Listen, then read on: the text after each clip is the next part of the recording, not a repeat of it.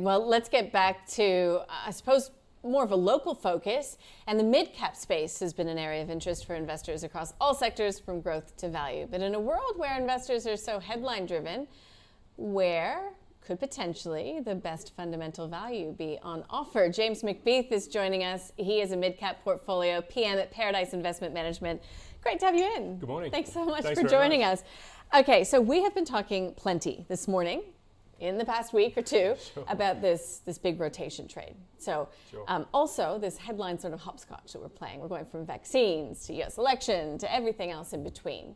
So in this environment, does it become easier, I suppose, to pick stocks?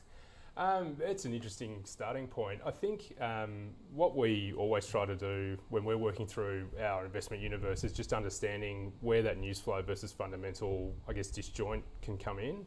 And so obviously more recently, headlines have been very focused, as you say, on vaccines, US elections, whether governments will keep stimulating as we move through all of this. And what we've seen is quite a broad distortion across markets. It's really seen everybody become very short term. And so just as when we were at the peak of COVID and we saw that disjoint for sectors like travel is an obvious one, we're now seeing almost the reverse of that, where we're starting to see a bit of an overshoot in some of those sectors that are seen as, I guess, part of that reopening trade, and vice versa. Businesses that really benefited through COVID are all being sold off as a basket, irrespective. Some of those businesses might have been all cyclical and others have actually got a structural tone to them as well. And so it's potentially in some of those pockets where opportunities may be opening up should we see this rotation continue. So from your perspective, James, that short-termism is actually something of a positive, I suppose, if you're able to take a longer-term view? Yeah, absolutely. And it's obviously difficult because more often than not, you're going against the market when you're doing that. Always hard. Yeah, absolutely. But we always take a very fundamental view through those. And to the extent you're able to understand where those structural shifts are, and noting that's quite complicated at the moment. I mean, whilst we've got a vaccine on one hand, we're seeing big parts of Europe go back into lockdown. So there's sort of always that trade-off around timing. But net, we always try to look through and understand what we're paying for once some of that, I guess, short-term noise normalises. Because as we've seen, particularly in the last 6 months, share prices will respond very quickly once we sort of get to the next part of the journey. Okay, so you mentioned travel stocks. So that's the classic reopening trade, right? And I would imagine e-commerce is one of those that really sort of took off in the depth of the pandemic, that seems to be dumped when we get this rotation happening. So are those two trades that you just stay away from? Two sectors, I should say? Not necessarily. Again, it sort of comes to that approach to picking the eyes out of sectors. So, I mean, the e-commerce one is an interesting one. That debate is raging. How much is structural? How much is cyclical?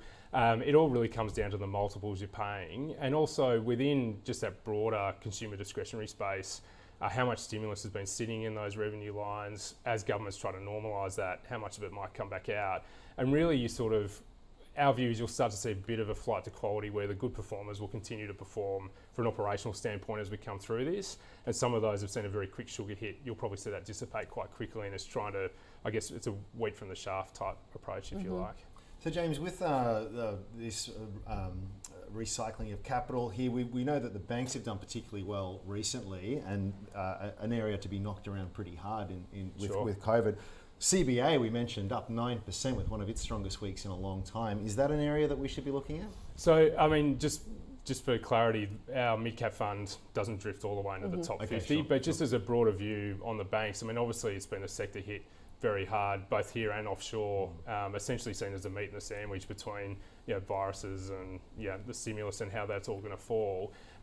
What's interesting, particularly from an Australian standpoint, is obviously the rule book around what a recession would typically look like has been very unusual this time around in terms of property prices have been quite robust.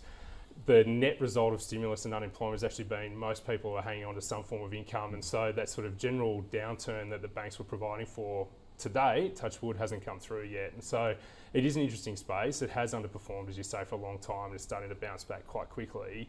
And so to the extent that those provisions do prove to be large enough, those capital bases look okay, and potentially you see a resumption of dividends over the next sort of 12, 24 months, it is possibly part of the market that has been left behind that may actually start to catch up. So within the space that you guys do play in terms of the financials, that mid-cap space, what kind of stocks are sort of caught your eye? Yeah, sure. So, I mean, obviously within the banks, the regional banks sit in our universe, and I mean, they're even more exposed from a property standpoint than sort of the larger peers. And so it's very much a space we're looking at. There's still a high degree of uncertainty there. I mean, even as recently as on the weekend, the Chancellor of Exchequer in the UK is talking about potential for higher taxes or some other path to find through how we're going to pay for all the debt that's been accumulated over the last 6 to 9 months. So you do have that on one side, but then on the other side, given how low yields are sitting and how flat those yield curves are, if you see any change in expectation on that front, which is really what the market's all pricing, that's potentially where some of that opportunity sits. But conversely, returns in the banking sector have been coming down for quite some period of time as interest rates have been falling. And so there's a little bit of that offset within there as we work through it. We're getting schooled through this pandemic in many ways, shapes Really and forms. We had an update coming from Crown. It will be reopening its Melbourne hotel. Obviously, regulation is a big issue when it comes to Crown, but elsewhere in that gaming space, I mean, is that sort of a reopening thematic that you guys are interested in? Yeah, definitely. And I mean, you touched on it. There's that regulatory overhang piece, which is making it a little bit difficult in that space versus, say, the travel sector, which looks a bit more pure. But clearly, that's another space that, from a lockdown perspective, is hit very hard.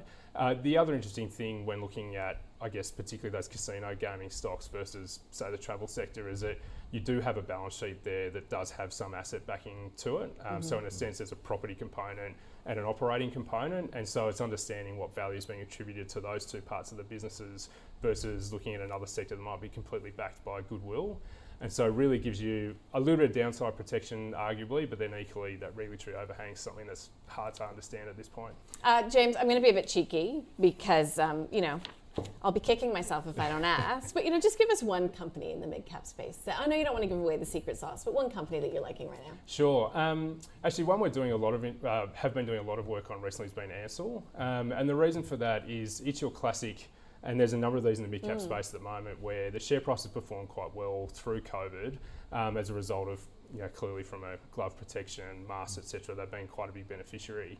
But on the other side of that, they have quite a big industrials business that's exposed to areas like automotive, general manufacturing that's obviously been quite hard during COVID lockdown. And we're seeing in a number of stocks that sort of dichotomy where big broad sector sell off as a result of a general thematic. But within the fundamentals, there's actually a bit more put and take than perhaps the market's pricing. And so at this point, it's in that space where, as this rotation does go on, whether a stock like that's actually being left behind and potentially might be able to pick it up for a bit more attractive versus the rest of the market. Got to do your work, don't you? Got to do your research. All right, James McBeath, thank you so much for joining us. Really appreciate it. Lovely to be here. Thanks very much. Joining us from Paradise Investment Management in studio.